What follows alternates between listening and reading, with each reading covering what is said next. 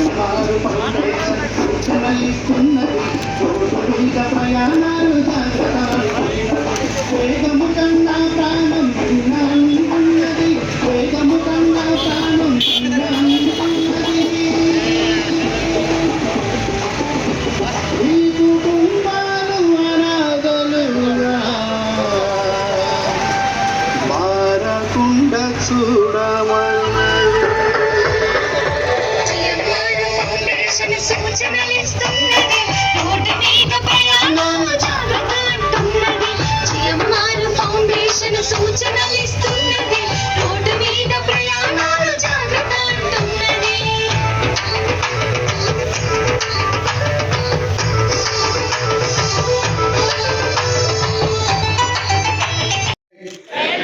ధరిస్తానని నాతో పాటు బైక్ మీద మరొకరు ప్రయాణం చేస్తే వారు కూడా హెల్మెట్ ధరించేటట్టు చూస్తానని, నేను కారు నడిపిన ప్రతిసారి సీట్ బెల్ట్ తప్పక సెల్ ఫోన్ ఉపయోగించాలని, రోడ్డు పైన నడిచేటప్పుడు, రోడ్ క్రాస్ చేసేటప్పుడు నియమాలను పాటిస్తానని, డ్రంక్ అండ్ డ్రైవ్ అనే దుశ్చర్యకు ఎన్నడూ పాల్పడనని, రోడ్డు పైన ప్రయాణిస్తున్న తోటి ప్రయాణికులకు ఎన్నడూ కూడా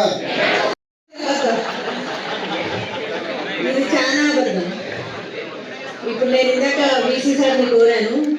మేము మా పోలీస్ డిపార్ట్మెంట్లో అండ్ కలెక్టరేట్లో కూడా హెల్మెట్ కంపల్సరీ చేసాం మా క్యాంపస్లోకి రావాలంటే. అలానే మనకు యూనివర్సిటీ, ఎందుకంటే ఇక్కడ నుంచే మార్పు మొదలవ్వాలనేది నా ఆశ. సో యూనివర్సిటీలో కూడా హెల్మెట్ కంపల్సరీ చేస్తే బాగుంటుంది. ఇది ఎవరి కోసమో కాదు, ఏదైనా మనకి చెప్పేట ఫ్రెండ్స్ ఎవరైనా చనిపోతే ఆ యాక్సిడెంట్లో ఆ బాధ చాలా పెయిన్ఫుల్గా ఉంటుంది. ఎంతకాలమైనా దాంట్లో నుంచి మనం బయటికి రాలేము. ఒక యాక్సిడెంట్ ఫోటో చూస్తే ఒక 2-3 డేస్ వరకు డిస్టర్బింగ్గా ఉంది. ఇందాక డిఎస్పీ గారు చెప్పారు పూర్తి కేసు. ఆ పక్కన లారీ ఆపడం వల్ల కంప్లీట్ అది జీవితాన్ని డిస్ట్రాక్ట్ అయిపోతుంది. సపోజ్ ఎడ్మిట్ మెంబర్ ఉన్నాడు, పిల్లలు చదువుతుంటారు, మంచి స్కూల్లో చదువుతున్నారు అనుకుందాం, స్కూల్ పోతుంది, పూట గడవడానికి కూడా కష్టమయ్యే పరిస్థితి ఉంటుంది.